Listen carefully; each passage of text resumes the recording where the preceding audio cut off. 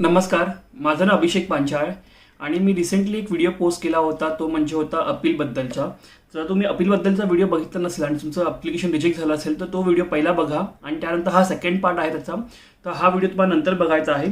त्याचप्रकारे जे पुढे लॉटरीसाठी बघत आहेत किंवा ज्यांना ITR बद्दल माहिती नसेल तर अशा केसमध्ये त्यांनी हा व्हिडिओ पूर्ण बघावा. या व्हिडिओमध्ये मी मॅक्सिमम क्लॅरिटी द्यायचा प्रयत्न करीन. बेसिक इंट्रोडक्शन व्हिडिओ आहे, खूप डिटेलमध्ये जाणार नाही आहे. जे नॉर्मल लोकांना समजेल अशाच गोष्टी मी तुम्हाला सांगणार आहे.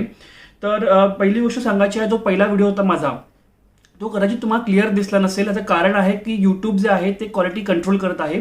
तर जर त्याच्यावरती लोड वाढला तर ऑटोमॅटिक तुम्हाला लो क्वालिटीचा व्हिडिओ दिसत आहे. तर अशा केसमध्ये तुम्हाला तो व्हिडिओ नीट दिसला नसेल तर तुम्ही ऑफ टाईम वेळ बघा. म्हणजे ज्यावेळी मॅक्सिमम लोक बघत नाही, जसं मॉर्निंगचा टाईम वगैरे झाला तर त्यावेळी तुम्ही जर तो व्हिडिओ बघितलात तर तुम्हाला एकदम क्लिअर तो व्हिडिओ दिसून येईल. कारण तो व्हिडिओ माझ्या साईडने क्लिअर केलेला आहे. फक्त यूट्यूब जे आहे ते कधी कधी जर लोड जास्त असेल तर क्वालिटी कमी करत आहे. पण इतर वेळी तुम्हाला नॉर्मल हा व्हिडिओ चांगला दिसणार आहे. आता बघूया, आपण पुढचा पॉईंट डिस्कस करूया की बऱ्याच लोकांना मी बघितलं की ITR बद्दल काही माहिती नाही आहे. बरेच लोक विचारतात की ITR द्यावा लागेल नाही द्यावा लागेल. तर बघा, याचे बेसिक गोष्टी आहेत. आता प्रॉब्लेम असा झाला आहे की आपल्या एज्युकेशन सिस्टीममध्ये कुठेही ITR बद्दल एवढी माहिती देण्यात येत नाही. जसं माझं आता MBA कंप्लीट झालेलं आहे, पण मी 18 वर्षाच्या स्टडीजमध्ये कधीही मला ITR बद्दल असं बोलणं झालं नाही. इव्हन आमचे टॅक्सेशनचे फॅकल्टीही बोलत होते की मॅक्सिमम लोकांना ITR ही कन्सल्ट म्हणजे जे इन्कम टॅक्स रिटर्न आहे तो भरायचा आहे. पण अशा केसमध्ये कुठेही आपल्या एज्युकेशन सिस्टीममध्ये ITR हा पॉईंट कव्हर केला जात नाही. तर कुठे ना कुठे तो एक प्रॉब्लेम होत आहे की ITR हे जे आहे ग्रॅज्युएशन लेवलला कधी कव्हरच होत नाही. मे बी BCom सारख्या सब्जेक्टमध्ये होत असेल, पण बाकी जे आहेत सब्जेक्ट्स म्हणजे जसं इंजिनिअरिंग आहे, आर्किटेक्चर आहे, तर इथे हे ITR जे आपण टॉपिक जो आहे, जो आपण थ्रू आउट लाईफ आपण इन्कम टॅक्स रिटर्न भरणार आहोत, ती गोष्ट आपण कव्हर केली जात नाही आणि त्याबद्दल आपल्याला जॉब लागल्यानंतरच कळतो. तर आपण पुढचं बघूया पॉईंट की फिनान्स. ह्यामध्ये मला एक डिस्क्लेमर द्यायचं आहे की बघा, मी CA नाही आहे किंवा फिनान्स बॅकग्राऊंडशी माझं काही बॅकग्राऊंडही नाही आहे. त्यामुळे मी तुम्हाला एकदम बेसिक माहिती देणार आहे. खूप डिटेलमध्ये माहिती देणार नाही आहे. त्यामुळे कुठले प्रश्न असतील तर तुम्ही एखादा CA कन्सल्ट करा. तो तुम्हाला माझ्याशी जास्त हेल्प करू शकतो. जर बेसिक काही क्वेश्चन असतील तर तुम्ही विचारू शकता लॉटरीबद्दलचे वगैरे. पण जर इन्कम टॅक्स रिलेटेड काही इंटेंटेड प्रश्न असतील तर अशा केसमध्ये तुम्ही CAलाच कन्सल्ट करा. आता पुढचं बघूया की ITR म्हणजे काय. ITR म्हणजे इन्कम टॅक्स रिटर्न. आपल्याला माहिती आहे इन्कम टॅक्स रिटर्न आपल्याला दरवर्षी फाईल करायला लागतो. त्यामध्ये एक असेसमेंट इयर असतं आणि एक फिनान्शियल इयर असतं. तर साधारणतः फायनान्शियल इयर जे असतं ते जे करंट वर्ष चालू असतं ते असतं आणि असेसमेंट इयर म्हणजे त्याच्या नेक्स्ट वर्ष इमिडिएटली. जसं आपलं समजा आपण पकडलं 2019-20 जे आहे ते फिनान्शियल इयर झालं, तर असेसमेंट इयर त्याचं 20 आणि 21 हे असणार आहे. ठीक आहे. आता मी जी तुम्हाला माहिती सांगणार आहे ती 2019च्या लॉटरीच्या हिशोबाने, म्हणजे 18-19च्या वेळी जी कंडिशन होती त्याच्या हिशोबाने सांगणार आहे. कारण आता इन्कम टॅक्समध्ये स्लॅब चेंजेस झालेले आहेत. आता स्लॅब थोडे वेगळे होते, पहिला स्लॅब थोडे वेगळे होते. त्या आपण लॉटरीच्या हिशोबाने जे आपले स्लॅब्स होते त्याच्या अकॉर्डिंगली आपण हे सगळं माहिती बघणार आहोत. आता इन्कम टॅक्स रिटर्नमध्ये आपण कोणत्या गोष्टी कन्सिडर होतात. तर पहिलं आपलं जे आहे ते सॅलरी इन्कम किंवा तुम्हाला पेन्शन असेल तर पेन्शनचं जे इन्कम आहे ते तुमचं झालं पहिलं इन्कममध्ये ते कन्सिडर होतं. सेकंड आहे हाऊस रेंट, म्हणजे तुम्हाला कुठलं घर असेल तुमचं आणि त्याच्यावर तुम्हाला रेंटल मिळत असेल तर ते तुमचं इन्कममध्ये कन्सिडर होतं आणि ते तुमच्या ITRमध्ये डिस्प्ले होतं. ठीक आहे. ह्याचा मी एक इमेजही टाकून देईन. थर्ड जे आहे ते बिझनेस इन्कम. जर समजा मी जॉबही करतोय आणि कुठेही रिक्षा चालवतोय आहे तर अशा केस मला ते एक इन्कम होतं आणि हे इन्कमही त्या ITRमध्ये कॅल्क्युलेशनमध्ये दिसून येतं. हे तुम्हाला टाकावं लागतं इन्कम. हे जे थर्ड इन्कम आहे ते तुम्हाला टाकावं लागेल. फोर्थ इन्कम आहे की कॅपिटल गेन. जसं माझ्याकडे समजा मी शेअर घेतले कुठल्या कंपनीचे आणि ते शेअर मी 10 रुपयाला घेतले आणि 20 रुपयाला विकले. सो 10 रुपयाचा जो मला कॅपिटल गेन झालेला आहे त्याच्यावरती मला इन्कम टॅक्स पेएबल आहे. चौथा जे आहे ते इन्कम फ्रॉम अदर सोर्सेस. तर हे जे टॉपिक सोडले तर आपण बाकी कुठल्याही सोर्सेसचं तुम्हाला जर इन्कम आलं, जसं समजा मी बँकेमध्ये FD ठेवली, FD वरती मला इंटरेस्ट भेटला, तर ते एक प्रकारचं मला कॅपिटल गेन आहे आणि त्यामध्ये पण इन्कम टॅक्स ॲप्लिकेबल होतो. तर ते हे सगळे जे 5 जे टॉपिक सांगितले ह्यामध्ये आपल्याला इन्कम टॅक्स कॅल्क्युलेशनमध्ये कन्सिडर होतात. आता आपण पुढचा पॉईंट बघूया की कोणाला ITR भरायचा इम्पॉर्टंट आहे.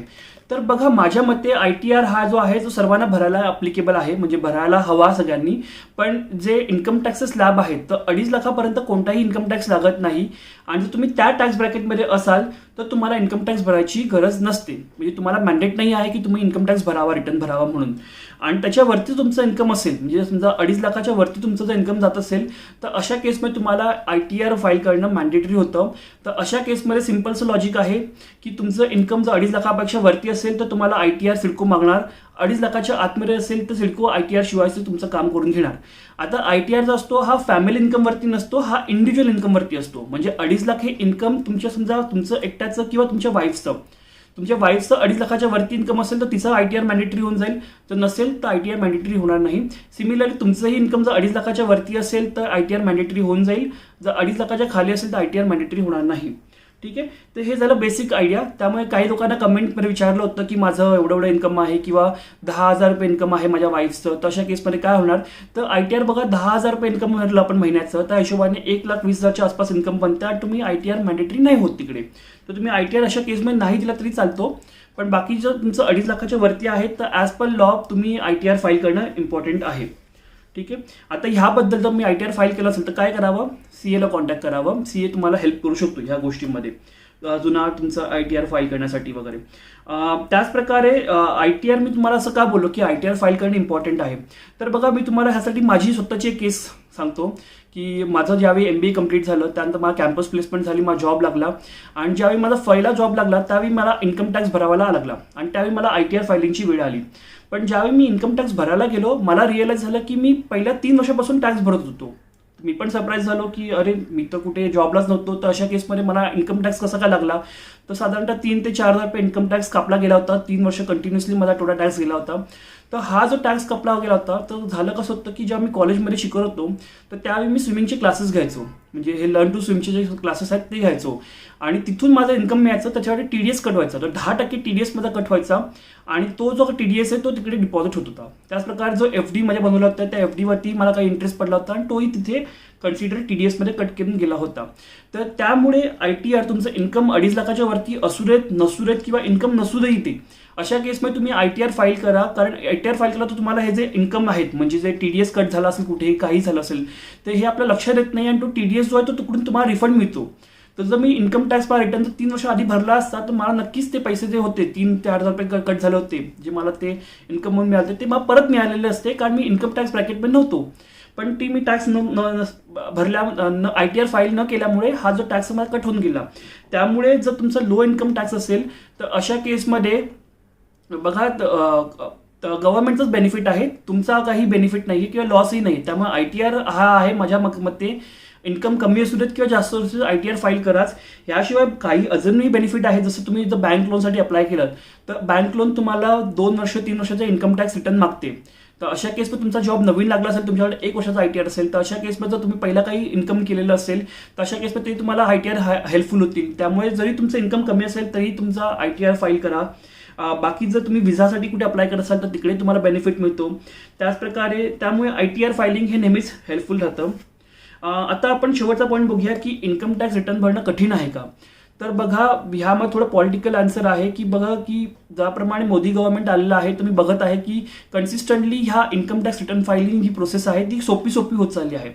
तर एकावेळी नक्कीच ते थोडं कठीण होतं, पण आताच्या काळामध्ये इन्कम टॅक्स रिटर्न भरणं खूपच सोपं झालेलं आहे. कोणीही फॉर्म भरू शकतो आणि कोणीही इझिली करू शकतो. यूट्यूबवरती 2-3 व्हिडिओ बघा, तुम्हाला स्वतःला कळून जाईल की कसा इन्कम टॅक्स भरायचा आहे. आता ह्या जे नवीन इन्कम टॅक्स फायलिंग आलेलं आहे त्यामध्ये जे गोष्टी आहेत त्या ऑलरेडी प्रीफिल्ड असतात. तुम्हाला काही भरायची गरज लागत नाही, फक्त क्रॉस व्हेरीफाय करायचं आहे आणि ओके सबमिट करायचं आहे, बस एवढंच करायचं आहे आणि त्याला व्हेरीफाय करायचं आहे. खूप सोपी प्रोसेस आहे. 2-3 व्हिडिओ यूट्यूबवरती बघाल तुम्हाला इझिली समजून जाईल की कशी प्रोसेस आहे ते. ह्याशिवाय जर तुम्हाला कुठला प्रश्न असेल तर तुम्ही कमेंटमध्ये विचारू शकता.